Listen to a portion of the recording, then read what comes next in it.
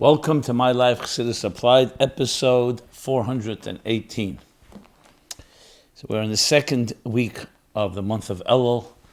Today was the 15th of Elul, and we will actually begin with that. And then this week is Chai Elul, the 18th of Elul, and many other topics, timely topics and timeless topics to address. This program is dedicated to merit of Baruch Binyamin ben Menucha Lena and Miriam bas Chai Sarah Altes, Yekusil ben Leah Rochel and Rochel bas Liba Farkash, dedicated by Pinchas Toders ben Miriam and Sarah bas Rochel Altes. So as I said, today is the 15th of El, is the 125th anniversary of the establishment of the Yeshivas Tomchei Temimim Lubavitch. In the year Tofresh Nun Zayin, 1897, the Rebbe Rashab, the 5th Chabad Rebbe, established a yeshiva, which stands till this day and has only grown, both in numbers and in stature and in influence. And he established it. And this is not a small event, so let's address that, especially being that it's the 125th anniversary, and above all, its relevance to our lives today. Later this week, a few days from now, is Chai Elul, the 18th of El, which is the birthday of the Shnei Ha'Ma'aris HaGedolim, the two great luminaries, the Baal Shem Tov and the Alter Rebbe, Rebbe Shnei Zalman of the Adi, the founder of Chassidus HaKlolis, Chassidus in general, and the founder of Chassidus Chabad, respectively. So we will talk about that as well. It's also 9/11. Today is September 11th, and so we will address that, as well as I said, other timely and timeless topics. We are in the month of Elul, and the last weeks we've been talking about the relevance of that last month of the year, the preparation for the new year, and especially in context of our personal growth and our personal accountability. So it's quite fitting that the Rebbe Rashab chose this month to be the one that when he would establish the Yeshivas Tomchei Temimim. But a little background first. To answer the first most important question, what was the significance of establishing Tomchei Temimim? So the Rebbe Rashab says that it wasn't an easy decision for him to make, because here he was the 5th Chabad Rebbe, as I mentioned. That means 4 Rebbes before him. The Rebbe Marash, his father, his grandfather Tzemach Tzedek, his great-grandfather, the Mittler Rebbe, and his great-great-grandfather. The Alter Rebbe did not found the yeshiva. They had students and they had chadorim the Alter Rebbe had, and they definitely taught. But a yeshiva, the students that were studying yeshivas went to different yeshivas.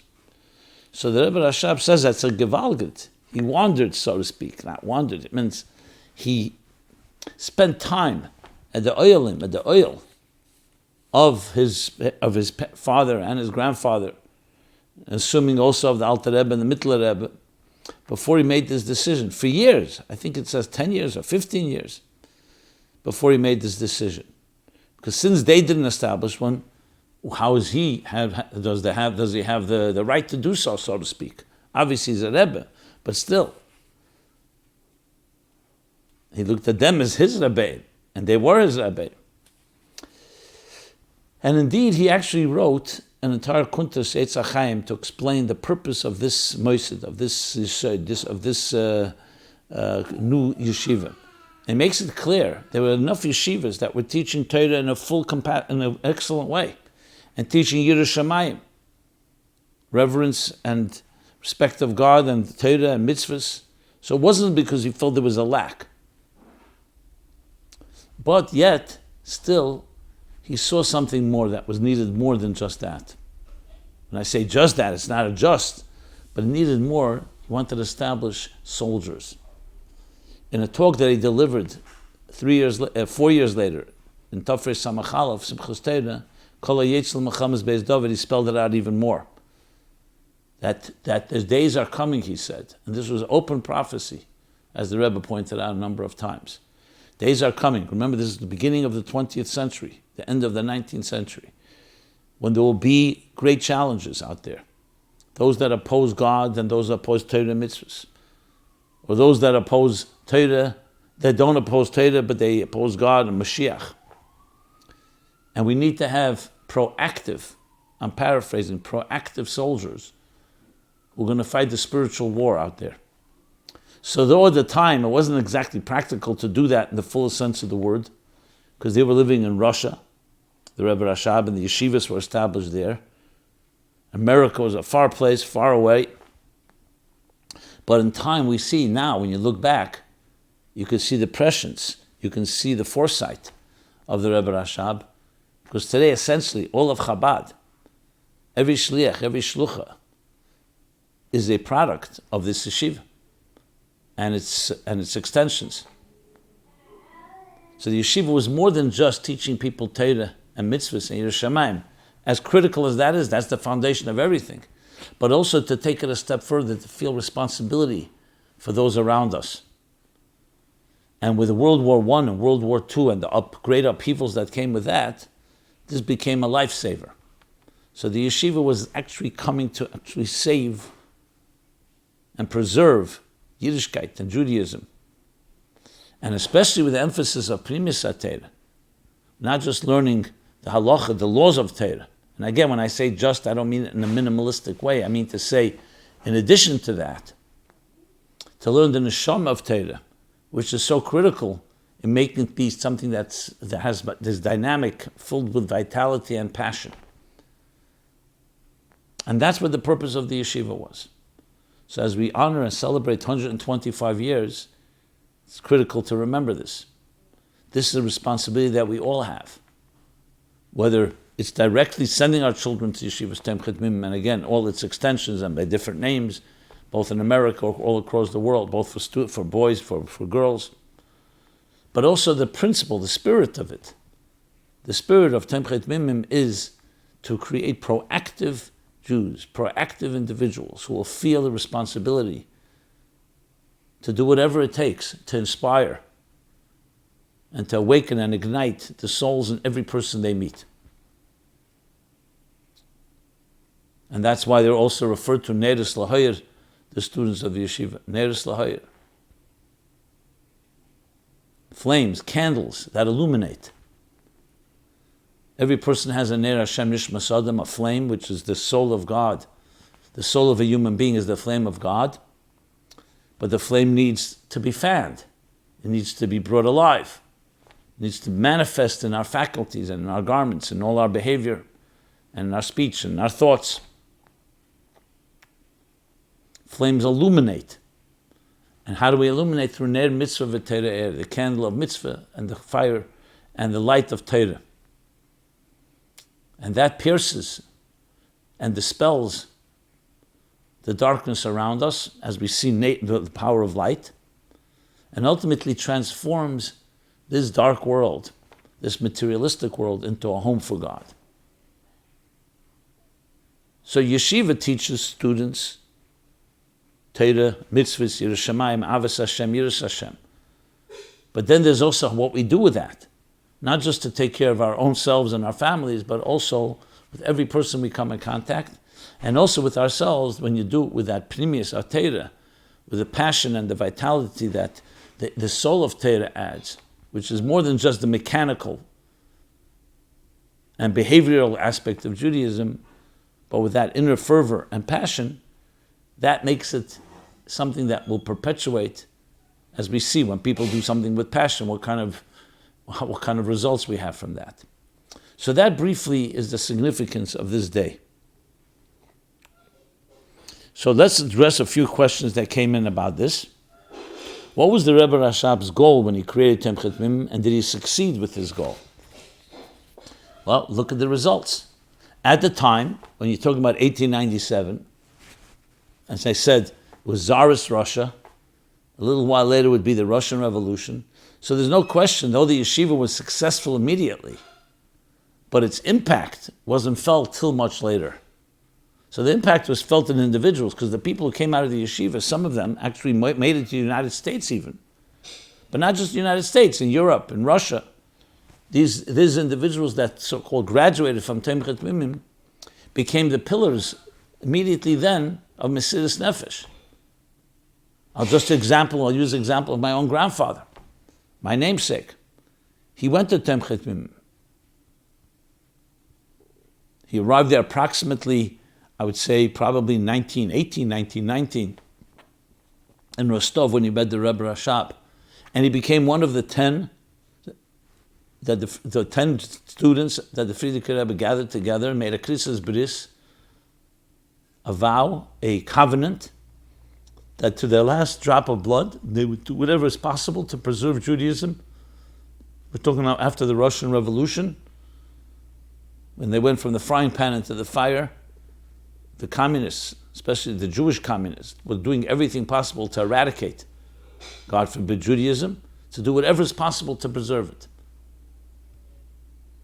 So right there you see the result, that the goal being met. But this only expanded. At that time, it was still limited in that part of the world. Then when the Frierdiker Rebbe left Russia in the late 20s, 1928, and he came to Warsaw and to Europe, the yeshivas began to expand. And then it began to expand further in Europe, in the United States. And you look today, every Chabad chassid, every Chabad shliach and shlucha, every Chabad emissary and ambassador, formal or not formal, however you define it, is a product of this yeshiva system. So was this goal met? Look around the world. You have thousands of Chabad centers, Chabad houses, in every part of every part of the world, in every country, in every far-flung community, with young men and women going out there and building schools and synagogues and mikvahs and communities, and have changed the landscape of the Jewish world, and I would say even beyond the Jewish world. And it only continues to thrive and grow. Now, why did that happen? Why did it explode afterwards? The reasons are obvious. With the upheavals of the world wars and all the running from one place to the next, it was hard to really build it up in the fullest sense of the word. But after 1945 and 1950, when the Rebbe assumed leadership, then it began to really blossom and produce thousands and thousands, and continues to produce. So when people want to know what the secret is because this is the yeshiva that embodies and personifies the teachings of the Rabbeim,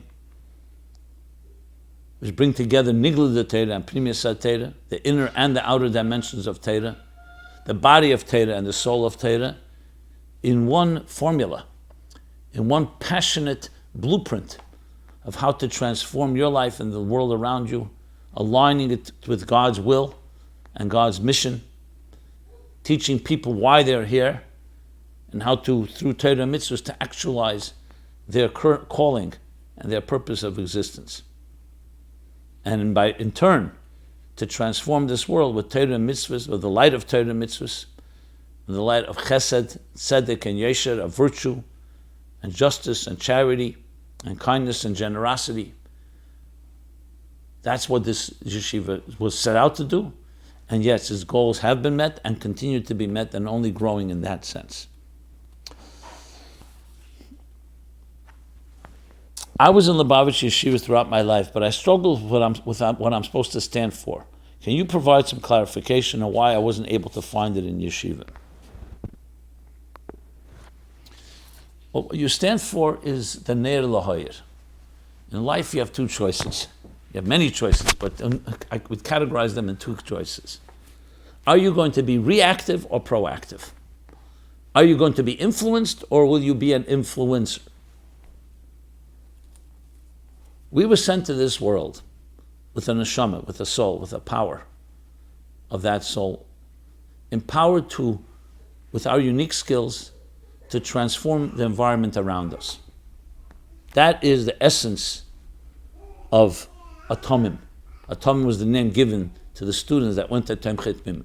Tamim means complete, wholesome. It also refers to Tamim as in all parts of the Torah. Now, whether the yeshiva always accomplished it is already a matter of a human issue. Depends the teachers you had. It depends on the environment. But this was the purpose of the yeshiva. I'm not going to get into discussing now, is every yeshiva living up to its greatest potential? Obviously, everyone has their challenges. But our job is to live up to that standard. And the Rebbe Rashab set the standard.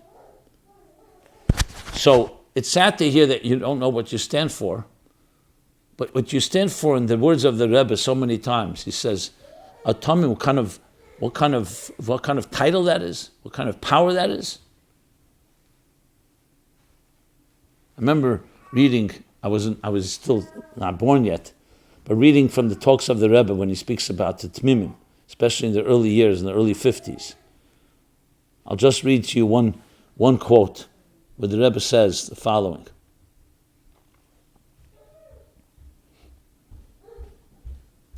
The Rebbe says that when a person went to Tomchei Temimim, it's something that's permanent, that remains with that person the rest of their entire lives. But here's the key thing I want to say. It says like this, that a Tamim has this chus, the merit,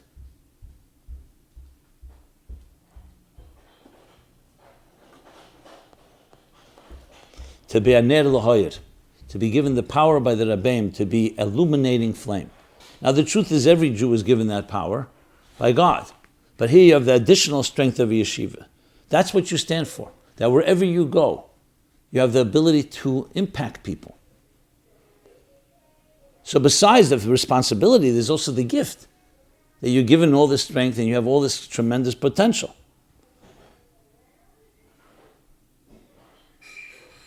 And that the students of the yeshiva will actually be the ones that lead the way to bring the Geula Amitis Vashlema. In the mid-80s, I believe it was Tavshin Mem Hey, 1985, and the Rebbe said then that he came back, it was Friday, and he thought that 770 would be going Chadaram, which means like a tremendous ruckus, positive one, would be made because it was the day of the establishment of the yeshiva. And he said it was all quiet. Shashtil, the Rebbe said. So you see from these statements and from these expressions what kind of significance this is. Often to appreciate something, you have to look at what would be without it, God forbid. Without it, we would not have an active, we'll call it training grounds, of taking Chassidus and turning it into a viable system. If people were learning Chassidus randomly, on their own, you didn't have a yeshiva environment, you would not have that creation of an entire mindset. Like it is when you're dealing with a full yeshiva dedicated to that, creates an attitude from the youngest of age to understand why we're here. There are 8 billion people on this planet. How many people can say or know that that they have a mission, let alone what that mission is? And here we are told what that mission is. That's what Tomchei Temimim is. So I don't have enough words to describe. I'm looking for the words, but this is the schus you have, and everyone that went to a yeshiva like this. And again, whether yeshivas lived up to it, that's their challenge, to make sure they do. But the mandate is there, and above all, even if it's not perfect, still the tools were given. And I don't know of a stronger thing in life is to know why you're here and feel that strength and confidence that you, uniquely you can do something about the situation in the world and be not part of the problem, but part of the solution. What are some of the advantages of being a student of Tomchei Temimim? Another person writes, we are taught that the Rebbe Rashab personally handpicked all the students of Tomchei Temimim and even looked into the future and picked all the souls that would be students in future years. So what are some of the advantages of being a student of Tomchei Temimim? Well, I think I spelled some of them out. And we should never underestimate, as I said, in contrast to someone that doesn't have that sense of purpose. Not that everyone has a purpose, but the sense of purpose, I think, is the greatest strength. What can I say? But I wouldn't put it in any arrogant terms, God forbid, or any terms of superiority. It's just an opportunity. When you're given an opportunity like that. Speaking on my own, on a personal level, when I was a teenager, to use the words, I would say that was probably a rebel without a cause. And then when I discovered the cause, and it was through the yeshiva, it was through the Rebbe, and through what I learned around me, especially through Chassidus, it changes everything. I would not be the person I am today. I wouldn't be doing this. I'm just using myself as an example. But every person has that opportunity and ability and potential. And just like we talk about life coaches and mentors, what do? They help you to discover your potential. That's what is extraordinary and what is unique. Advantages of a student of Tomchei Temimim to help us actualize our potential in fulfilling the purpose of why we're here. Namely, to bring, as I said, the light of God, the light of Torah, the light of mitzvahs, of Chassidus, to every person we meet. And the mere fact that someone sees you, you become this living example, like a walking menorah, a walking source of light and inspiration and warmth. You ask most people today, they meet somebody new, I don't know who this is, what they want from me, their defenses are up. But imagine being a person that people say, I'd love to meet this person because every time I meet that person, I feel encouraged, I feel empowered, I feel uplifted, I feel optimistic. This is what a walking Tomchei Temimim product should look like. And being a person, and to be a person like that, what kind of shus, what kind of merit that is. What are some of the spiritual and physical responsibilities of a Tomchei Temimim student, and what energies are given to those students to empower them to accomplish their mission? I believe that we addressed that, but I'm just reading it in context of the questions that came this way. And I think I covered more or less this significance to some extent. Obviously, to do justice, something of this can take hours and hours. Long Farbrengens were held by the Rebbe and by the Rabbeim on this topic. But now that we're standing 125 years today from that day when the yeshiva was established, to look back over the last 125 years, the most momentous, you can say, the most radical, most dramatic years in Jewish history, both in the negative of the darkness and the destruction that we experienced, but also in the renaissance and the opportunities, is something to behold. That here we are in the year 2022, the end of the year Tov Shem Pei Beis, 125 years. The odds that we would have made it, but we never went by odds, the Jewish people. And here we are, talking about it, with thousands again of young men and women all over, not only young, but also young and old, that carry this banner and fulfill this mandate. It's quite something awesome to appreciate, but above all, to realize that we still have much work to do.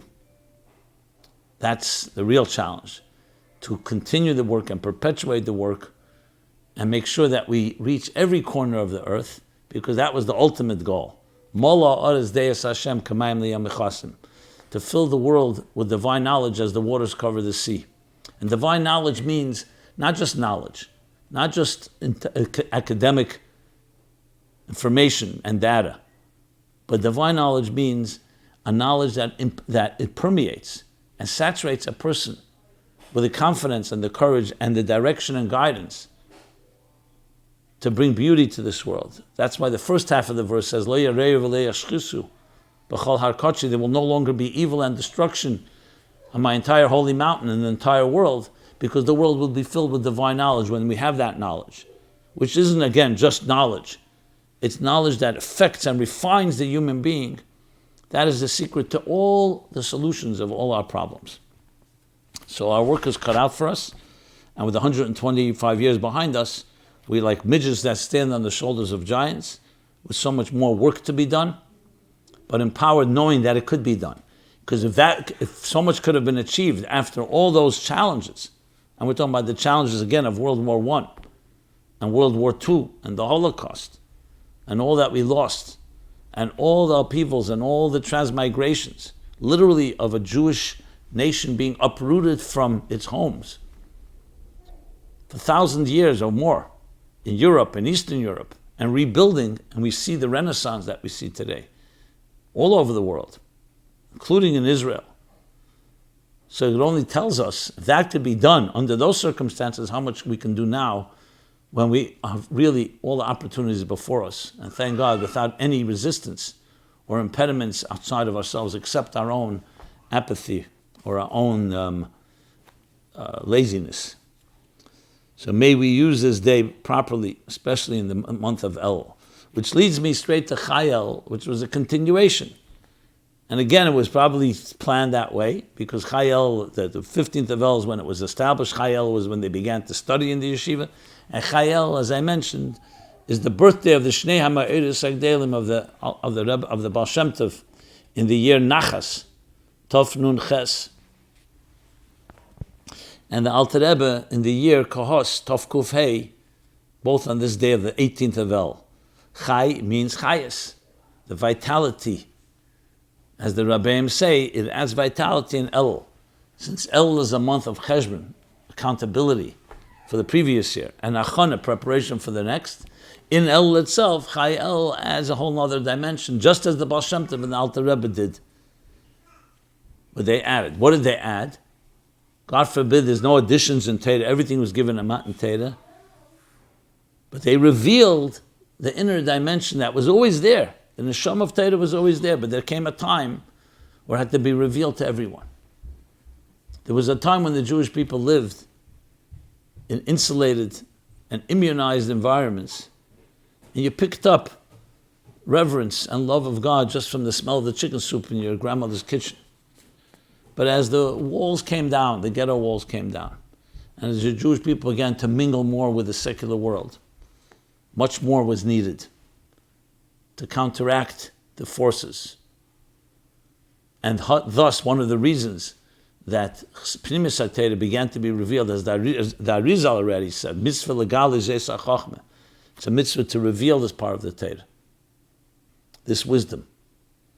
In the words of the Zohar, that in the year Tafresh, which is equivalent to 1840, there would be an explosion. There'd be a explosion of knowledge, both higher knowledge and lower knowledge, which is understood to be Pnimis HaTorah, and technology and science, the lower knowledge, all in preparation to the Gula Mitzvahs Vashleis, as a taste of it, like on Friday, the 6th millennium, like it corresponds to Friday when you taste the foods of Shabbos of the Geula, but also to counter the additional darkness in the world, the secularization of the world.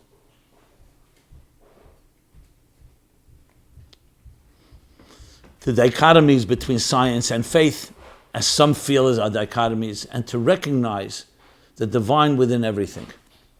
So though this was always the purpose from day one, but as the challenges grew, need more resources. So though Pnimis HaTorah was always known by individuals, it became something that the Baal Shem Tov began to teach, and as well as the Alter Rebbe developing it into a system called Chabad, a full comprehensive blueprint for life, of how to spiritualize the material world and how to turn it into a dira b'tachtenim, a home for the divine. So what is the significance of the Baal Shem Tov and the Alter Rebbe both being born on the 18th of Elul?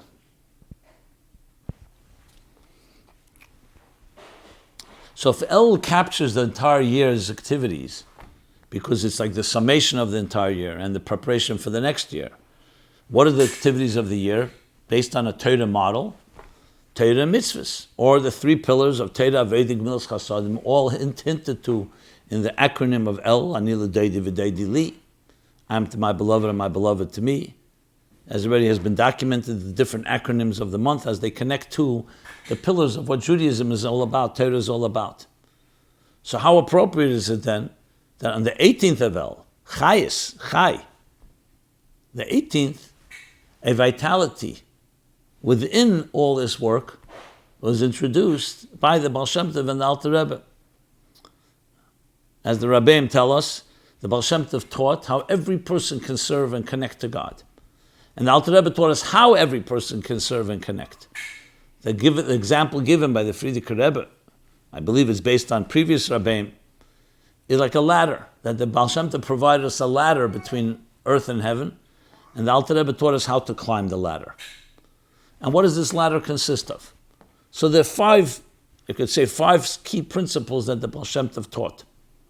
Many more, but five central ones. The soul, the appreciation of a person's neshama, that every person's neshama is intact, the soul is intact. And whether that person has knowledge or had the opportunities, that soul is always pure. The second point, Avos Yisrael, unconditional love to everyone. The third point, to serve God with joy. the fourth, that everything is divine providence. And from everything we see and hear, we take a lesson for our lives, in Avodas Hashem, in serving God. And finally, the perpetual creation. Haisavas b'chol rega, as the Alter Rebbe brings in the beginning of Sha'ar Yichud V'Amunah, Pirush Baal Shem Tov, Lo'elam Hashem dvorcha nitzu b'shamayim, that every moment existence is renewed by the pulsating energy from God's will and God's desire and God's words. Now, if you think of it, all these principles, firstly, were here from the beginning of time. This is the basics of Torah. But so what did Baal Shem Tov come to innovate? Not to tell us, Havas Yisrael is a mitzvah in the Torah, Haftarecha Kamecha, Zeh Klal Gadol b'Torah, Rabbi Akiva says. But the emphasis on it. And as I said with the Alter Rebbe, teaching us how. There was a group, the Frierdiker Rebbe was once in Berlin, and there's a group of Orthodox rabbis. In Germany, there were a long history of very strong Yiddishkeit. So they came to visit, a delegation of the rabbis from Germany, came to visit the Frierdiker Rebbe. And they met in the lobby of the hotel. It's a beautiful hotel. And one of the questions they asked him is, what does Chassidus come to contribute? Here we are, we're a community of over 1,000 years old. Devout, committed. And we don't have Chassidus. What does Chassidus come to add? And the Frierdiker Rebbe pointed to the pillars. They were marble, these exquisite marble pillars in the hotel lobby. He said, what do you see? And they described what they saw, these massive pillars. They were very beautiful and elegant looking. Okay. Then he stood up and they followed him. He went over to one of the pillars and took a lamp and put it closely to the pillar and said, what do you see now? So they say, now we see the intricate flowers and designs that are engraved in the marble. And they described that in detail. He said, why didn't you say that before? They said, from a distance, we only saw the marble pillars. When you stand close and there's a light shining, then you could see the details. So he said, that's what Chassidus did. It didn't come to add anything new. It came to shine the light on the flowers of Yiddishkeit that were always here. And those flowers, as I just described, soul, Avis Yisrael, serving with joy, again, is a mitzvah, but the emphasis on that, seeing in everything the divine hand, divine providence, and learning lessons from it in our serving of God, and perpetual creation, that God's creation of the world every moment anew. Again, all principles that were there, but now the light is shining on it. And what's the point behind it all? That there's a soul within existence. As the Alter Rebbe explains, how? How do you love a person, even if you may not like the person on the surface level? Because you contemplate on their neshama, a piece of godliness, created in the divine image. So even though some things may not look the way you like it, but you see what's the main thing of a person, nafshe ikar, like the Alter Rebbe explains in chapter 32 in Tanya. That the spirit is the primary force, not the body. Same thing as how you get the joy, by recognizing the soul within things. Ostensibly, something may look like an event that is not so joyful or joyous. But when you understand that you are connected to God and that you have a purpose in this world, so everything gets infused with a deeper way of looking at things, and therefore there's a joy involved in that. And the same thing in every detail of our lives, recognizing that God creates it anew, and therefore also the divine providence within every detail, even when a leaf is turning in the wind. So number one, understanding everything is part of a grand plan, a grand design. Every detail in your life is part of your narrative. But also deriving lessons from it. So therefore that detail is relevant. You can learn from it. Not just the big events, every detail. So all this is part of the contributions of the Baal Shem Tov and the Alter Rebbe. Again, this is trying to sum up the entire body of Chassidus in brief, but just to make it a little more practical of how each of us can implement it. On this day of Chai Elul, the 18th of El, the birthday of these two great luminaries. Would it be fair to, since we view the month of El as a month of God's mercy and compassion, and 18 represents Chai for life, would it be fair to say that Chai Elul is the most important day in Elul, and it gives life force to the entire month? Most important day is a strong statement. I wouldn't say that unless the Rabbeim themselves say it. I would say it's an important day. But it gives life force to the entire month of El. That's specific. Chai El, yes, it gives chayas. And I explained the reason why, because El is about serving, about connecting, about preparing for the new year, and accountability for the past year. And in that itself, there's a vitality. Chai El is also 12 days, and from Chai El comes Rosh Hashanah. So it says in the Sichos as well, that each of the 12 days after Chai El, starting with Chai El, correspond to the 12 months of the year, with Chai El corresponding to the Tishrei of last year, accounting for that, and the 19th of El for Cheshvan, and so on until we reach Rosh Hashanah for the Elul of this past year, which is this month. And much, much more has been said about it, but yes, it's the vitality.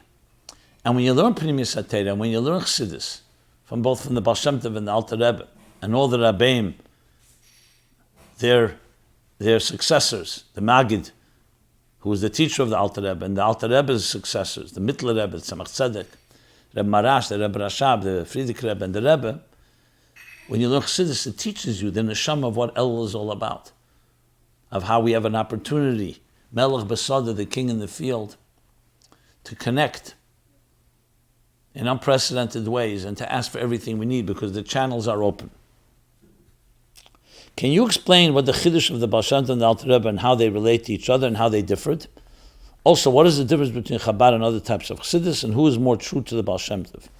Shukr. Thank you. Well, briefly, the commonality is Chassidus. What is Chassidus? As the Rebbe explains, Yechidah Shebenefesh is the inner part of the soul, but the innermost part, which adds that dimension and reveals the inner dimension. So you learn something, the laws of Shabbos, or the laws of Tzitzis, or the laws of Rosh Hashanah, for that matter. A Shefer. Chassidus, so there you learn the technical part of it, why we do it, what it commemorates, the detailed laws of how to blow Shefer, and what a Shefer is, and what is kosher to be used for a Shefer, and so on. Chassidus will explain the neshama part of it, how it relates to you in your personal life, how it helps you connect to God, what the deeper meaning of the sounds of the shofar are. So that's something in common between the Baal Shem Tov and the Alter Rebbe. The Baal Shem Tov spoke in the Kudus and points. The Alter Rebbe developed a whole system called Chabad. So it's a comprehensive system, a system that's a blueprint that you can use. Now, different students of the Baal Shem Tov, each Nara Pashta, each one had their way of interpreting, and they're all legitimate. No one's here suggesting otherwise. However, there were those that questioned whether the Alter Rebbe had some way wandered away, God forbid, from the Baal Shem Tov's approach. So we know that in the approbation, Askama to Tanya, so he says there clearly, V'ata Yismach Yisrael, which indicates that now Yisrael, the Baal Shem Tov, is Yismach, rejoices, to emphasize that the Alter Rebbe actually actualized and is true to the spirit of the Baal Shem Tov's teachings. He Teres Baal Shem Tov, says the Rebbe Rashab. And when you learn it properly, you realize that though the Baal Shem Tov was emphasizing the spark within each person, but it wasn't just that, it was also to turn that into a whole system of how we connect to God through our minds and our hearts and transform ourselves. So Chabad, as some of the students of the Maggid said, that the Alter Rebbe, the Litvak, took the essence of Chassidus. So again, all the students of the Baal Shem Tov and the Maggid carry those teachings, different emphasis. But Chabad, equally at least, if not more so, captured the essence of it, of taking the Nekudas HaAmunah, the pure Mesiras Nefesh of a soul. But that's not just enough to have the etzem, the essence that the Baal Shem Tov taught, but also to bring it into the Giluyim, into the manifestation and expression in our thought, speech, action, which is what Tanya does and the whole system of Chassidus Chabad does.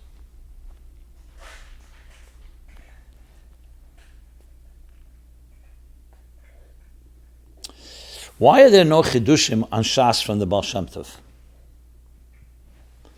Wouldn't it make sense that someone who was so great and changed the course of Judaism, to have been a great Torah scholar and to have published many books about Torah that show that his new derech is rooted in traditional Judaism? It is very interesting that there are very few signs as to the Baal Shem Tov knowledge of Torah. Why is that? So firstly, this is somewhat based on the myths that some spread for different reasons to disparage Chassidus and Chassidim. But as the Rebbe points out, look at the students of the Baal Shem Tov and of the Maggid. They were some of the greatest scholars of their time. A scholar is not drawn to someone who's not a scholar. They may respect every Jew for who they are. So that's first of all. The fact that the Baal Shem Tov revealed, you have to also remember that till he was 36, no one even knew that he existed. Because at that point, it was meant to be a secret. It was from the tzaddikim Nistarim. So there are many such tzaddikim, 36 in every generation, who are great scholars, but when you look at them, you may not see it. That was the way he was meant to be. Why is that one of the reasons for that? Because these are like the pillars, the so-called keepers of the flame, that are like the foundations of a building. You don't always see their strengths. Number one, it could cause it's to protect them and people, because when people know their greatness, you see what happened. Our enemies begin to attack them, want to debate them, want to destroy them because they see their power. So it's important that they remain sometimes completely anonymous. In addition, maybe the revelations that they have to offer are so powerful that, as Chassidus explains, the most powerful energies are concealed. Then when the Baal Shem Tov was told to reveal himself, that was enough for what the purpose of what he came for. What was he doing in the earlier years? He was a teacher's helper. Not even a teacher, a teacher's helper. You looked at him, you'd think he's like a bus driver. He's walking the children to school, the equivalent of. But in that he was teaching them the essence of what life is all about. Encouraging them to make a bracha, to say Baruch Hashem, to say thank you Hashem, etc. When he was finally told to reveal himself, remember there was a purpose. Just like we spoke before about Tomchei Temimim, the Rebbe Rashab said it didn't come to, we have enough yeshivas that teach Torah. It's not just for learning Torah. It's also for learning Torah, obviously. Yeshiva is learning Torah and mitzvahs, and most of the Seder of Yeshiva in the Tomchei Temimim is learning Gemara and Nigla and Halacha and so on. But there's an additional component. The Baal Shem Tov's focus was to awaken, like it says, his name is Yisrael, that when someone's in a comatose state, you call their name.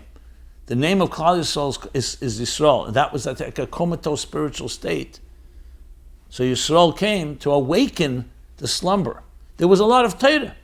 There was a lot of commitment.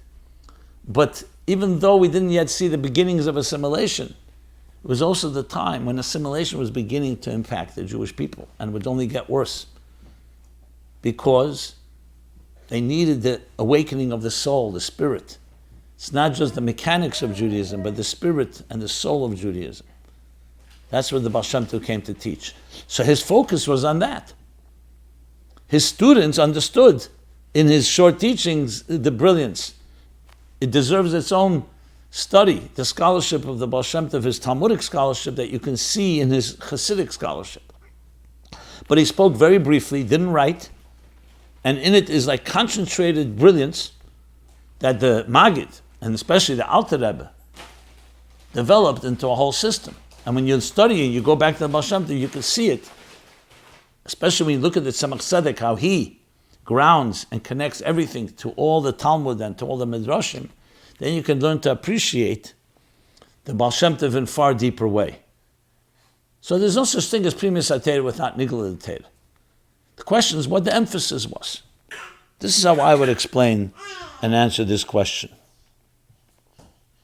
And now our job, or the Rabbeim did this, and our job is to take what we've learned and go back to a Gemara, go back to a Halacha, go back to Nigla, to Shas, and show how Pnimius HaTeira not just adds a whole dimension of appreciating, but even can add an understanding the nigla itself. In the later years, the Rebbe was Magi, he edited all the sikhs that he delivered on Yutas Kislev was accustomed to be Messiah Shas. So the Rebbe said, what's the connection between Yutas Kislev, the Rosh Hashanah of Chassidus, with Shas? And he goes through all the different reasons, all the ways, I should say, how Chassidus enhanced and added a dimension to Nigla de Teira and Shas. So it's kedai to look there, it's worthwhile looking there, where he explains how it doesn't just add a vitality and a shama and passion, and avodas Hashem and serving God with Shas, but actually adds an understanding in Gemara. But again, with time being limited, you have to focus. The Baal Shem Tov focused on awakening when you see people in a comatose state or potentially comatose. The key was to awaken it and focus on the neshama of it, relying that his students, till this day, would develop that and ultimately connect it with every other part of learning Torah. But it's a given of the scholarship that he had, both by his students and anyone that looks into it. Is there significance that the Baal Shem Tov used to go into the forest to daven and meditate? Can davening accomplish more than when done in a peaceful setting in nature than in a busy, noisy city? Yes, there's absolutely significance. Even if you're davening in a shul, a person is supposed to create space. That's why it says Chassidim Rishonim would spend time preparing themselves. Because if you're going to talk to God and emotionally connect, Ezu Aveda Shebelev, Zu Tefillah, you need to create space. You can't be distracted. So going to a forest, obviously, is very conducive. And the same is for ourselves. So we have to find that space. That's the lesson in life. To create the space, both psychologically, mind space, heart space, to be able to really focus when a person communicates. Just like when you want to have a conversation with someone that you love, you can't be distracted. You have to say eye to eye, let's talk, and not be distracted, not be multitasking and focusing on what needs to be focused.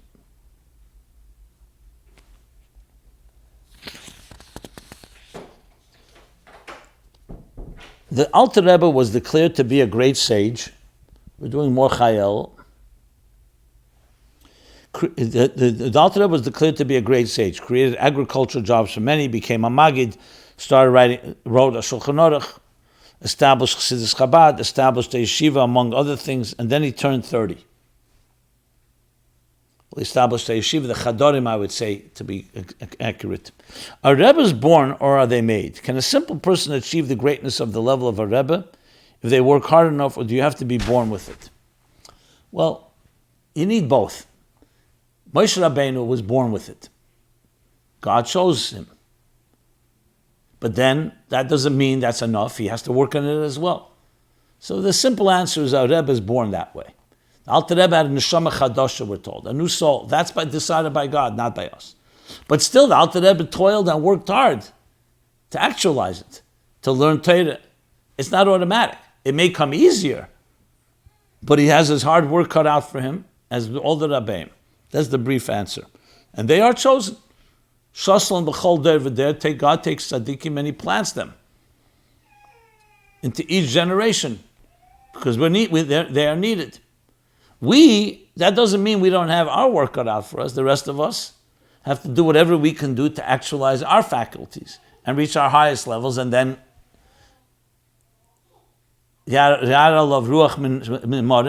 that from heaven God could also give a person a neshama of a tzaddik, as the Alter Rebbe says in Tanya. What was the main teaching of the Baal Shem Tov? How did he revolutionize the practice of Judaism? What is something we can do to honor the Baal Shem Tov and his teachings? So I believe I answered that question. The main teachings, I explained the 5 main things. He revolutionized the practice of Judaism by introducing the importance of the soul in everything.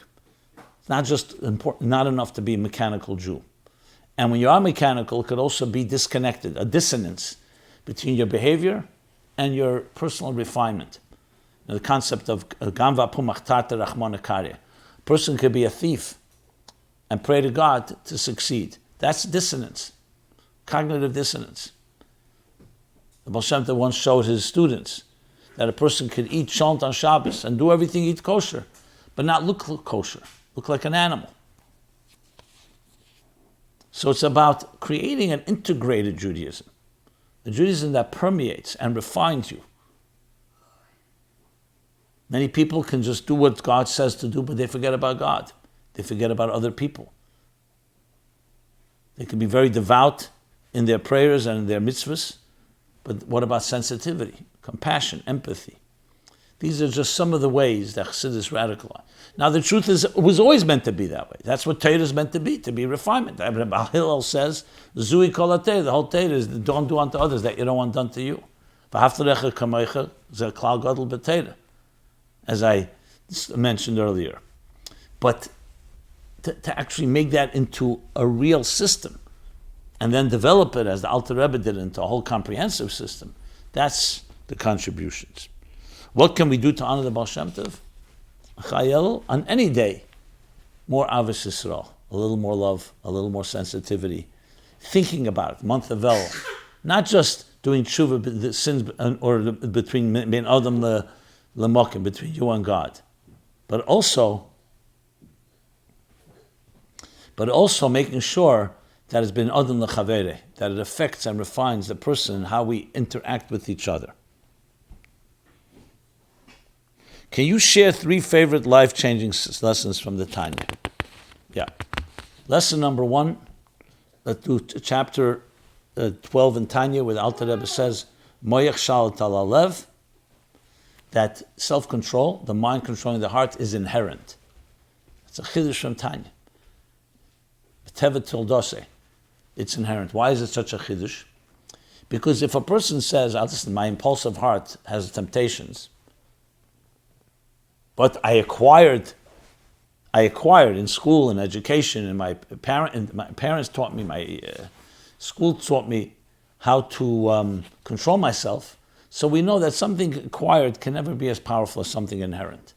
But if we say it's inherent in you, the ability to control yourself, because your mind inherently has power over your impulsive heart, your reflective mind has inherent power over your impulsive heart, then there's a real chance to succeed. More than a chance. Like he says there in chapter 12, it's like light automatically dispels darkness. Just to compare it, in a Freudian psychological system, the id, the ID, is the driving force. You can impose and superimpose the ego, the superego, to control yourself, but it's always superimposed. The natural gravitation of a person is going to be to selfishness and to pleasure.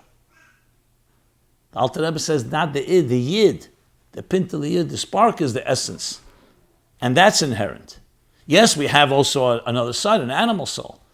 But you have inherent in you that power of moyach shalat alev, the moyach, the nefesh halikis that resides in the mind, that has the power of the reflective mind to control the emotion.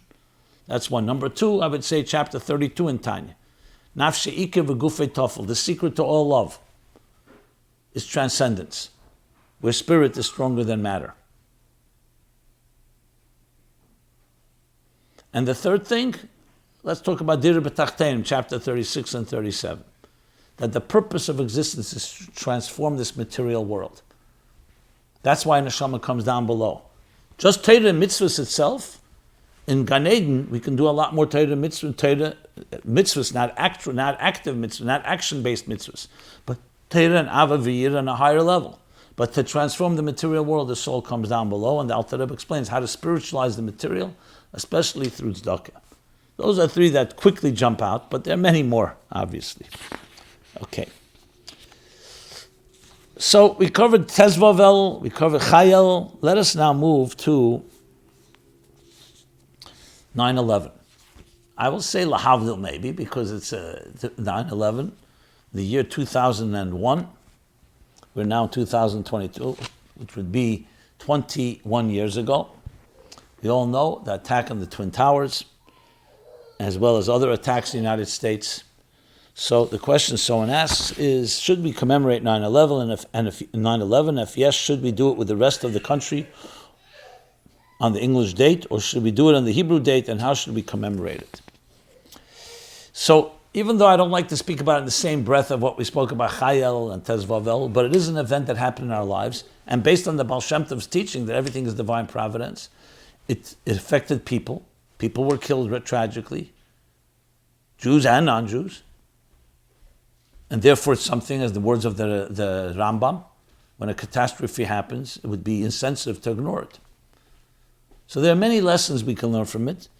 Commemorate it? No, I wouldn't necessarily compare it to a commemoration of a Jewish holiday, but it's an event that happened, and if we can commemorate it to turn it into a force of good, where we recognize the forces that caused that damage, coming from radical terrorism and misplaced religion even, to learn how to be sensitive to each other, that God wants us to love each other, inspire each other, not to destroy each other. And those very people who talked in the name of Islam, that said that these are infidels, the Western world, and we have to destroy them, should look to Abraham, their own grandfather, who said, no, we pray for infidels. He prayed for Saddam. And we look to inspire, we look to build. So 9/11 is used as a day of deeper commitment to what God wants of us, to being a good person, to build the twin towers in our lives of justice and virtue. That's the way we commemorate that day. It happened to also be the third day of Slichus that year. Slichus is that morning, Slichus coming right before Rosh Hashanah. So I remember writing articles then. Today the world trembles, today the world is born. 9/11, the world trembled. So in many ways, as it prepares us for the birthday of the human race, and our mandate and our calling of the human race is to build a world of goodness, of kindness and generosity, in contrast to any, God forbid, hurting another person. So 9/11 in that sense also serves as a wake-up call toward that. Okay. How should we react to the news that the Queen of England died?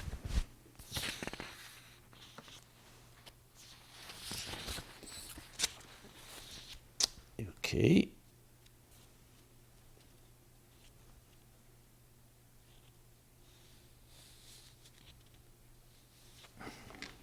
Should we be sympathetic to the British people and console them for their loss? Or should we be brutally honest, even if it hurts their feelings, and say there's no monarch other than Hashem?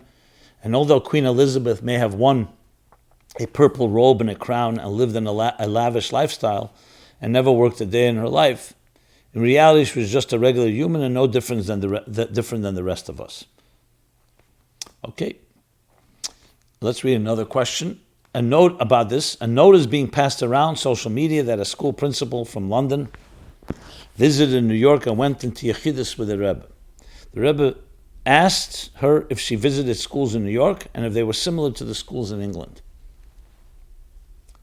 The woman said, in England, the students show great derech eretz, great respect. The Rebbe said that's because there's a monarchy in England. Why would the Rebbe imply something positive about any monarchy, especially the British monarchy, that wrought terror in the world for hundreds of years with their colonialism?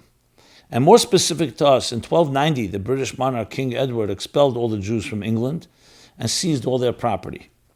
We have never been paid reparations for this despicable anti-Semitic racist act. Are we forgetting about Clifford's Tower of York incident, which is back of those anti-Semitic events? The church prohibited usury, so therefore the Jews became moneylenders. After the king borrowed money from the Jewish bankers to finance a war, he decided instead of paying back the loan, it was easier to just kill the Jews. All the Jews of York were locked in the tower and it was set on fire. Because of this incident that was incited and carried out by the British monarchy, there has been a rabbinic takana for the past 800 years that we are not allowed to spend the night in York because of the tragedy that happened there. So is the Rebbe implying that monarchies are good because they scare the kids into behaving? Do your homework on time, or it's off with your head? Why would the Rebbe, who's such a smart and honorable person, take such a position? Okay. So I think this answers the question if you think about it in context. First of all, there's the concept of Malchusa da'arake, Malchusa da'rekia. God did give the ability to bring Malchus on this earth, to give us a little taste of what it means, Melech Malcham Lochem HaKadosh Baruch Hu. That's why there's a Birchas HaMelech. You make a blessing when you see a king or a queen. Well, a queen, there's a question, but same idea. The question is whether there's a king today with that type of authority, We know Queen Elizabeth did not have the power. It was much more symbolic. But still, there was that element of a monarchy. Even when the Tsar Nicholas was overthrown in the Russian Revolution, Chassidim cried because we lost a mashal in Chassidus, the mashal of the absolute authority of a king. But he was a Rasha Merusha, a Tzeder Yehudim, he hated Jews, as did many of his predecessors. But that still doesn't take away from the fact that God has given power to a melech. So we can learn a power. Pare was a melech, Melech Mitzrayim. Look what he did to the Jewish people. Yet he had power. We know he had power, spiritual power. So anyone in a position of authority has the choice how they will use that position. But the position itself tells you there's something there. That's why you have monarchs that were very benevolent and beautiful people. So the fact that monarchs behave like animals, and some in the worst possible way, does not take away that a monarchy has something in it that can teach us about God. Especially when you talk about Ashgacha Pratis, like the Baal Shem Tov teaches. The idea that this monarch has absolute power.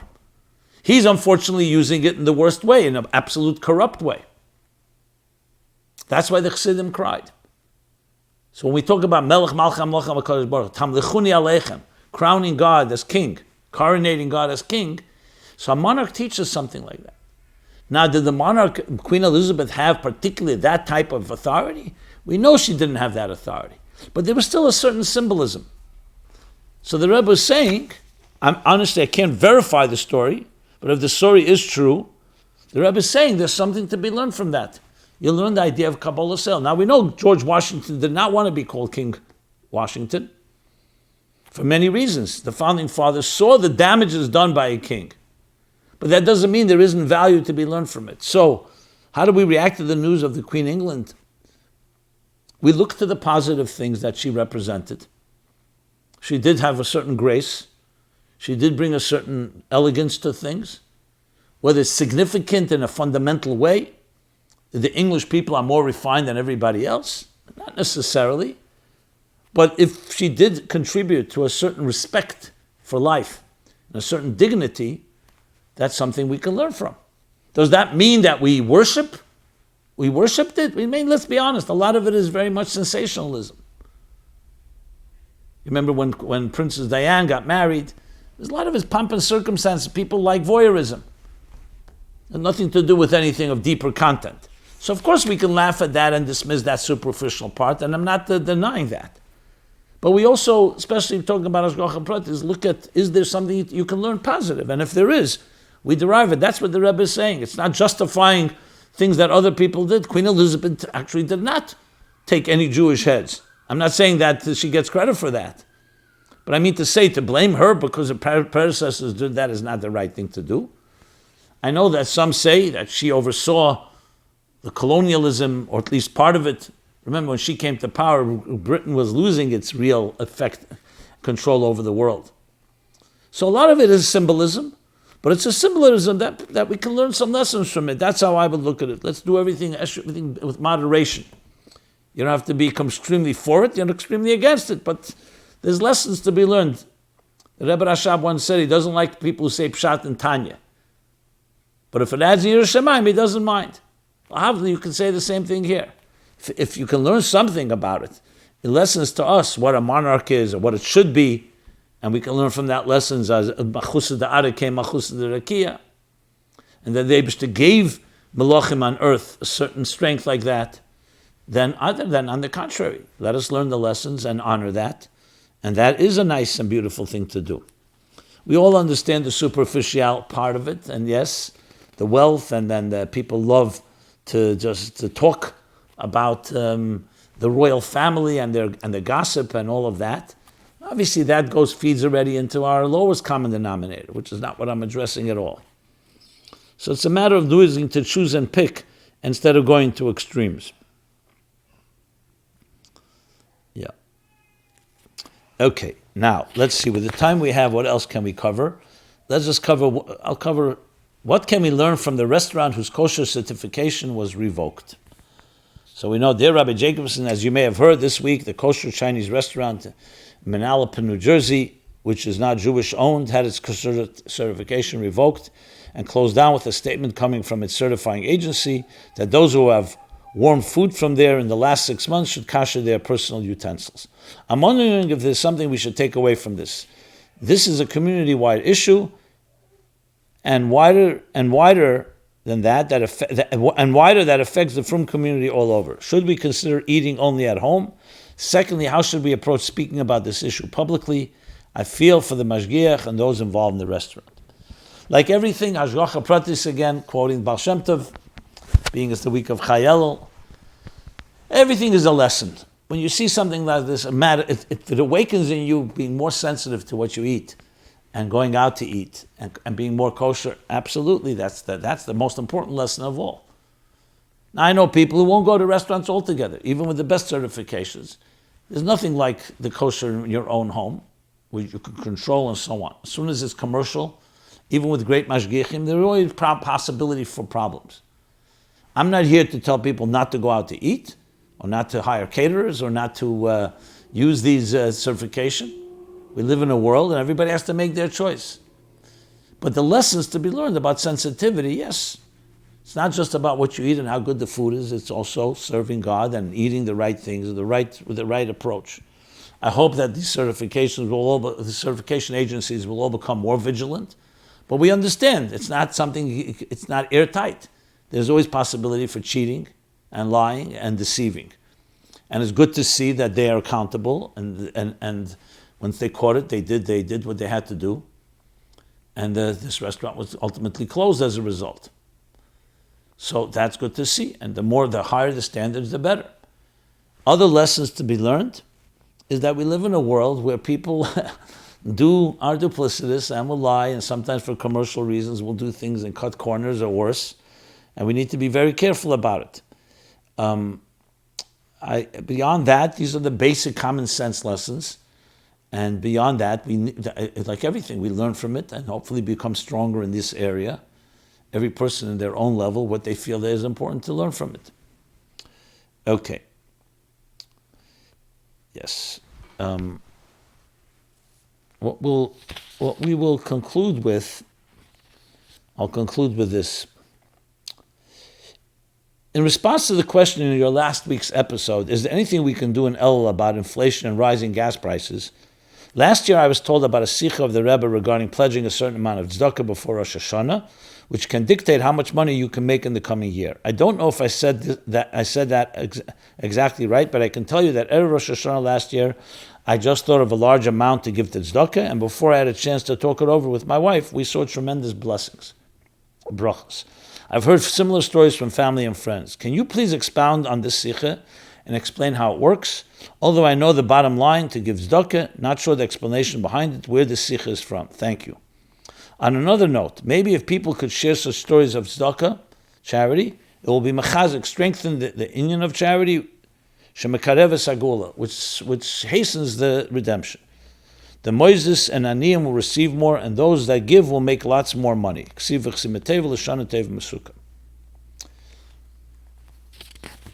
Okay.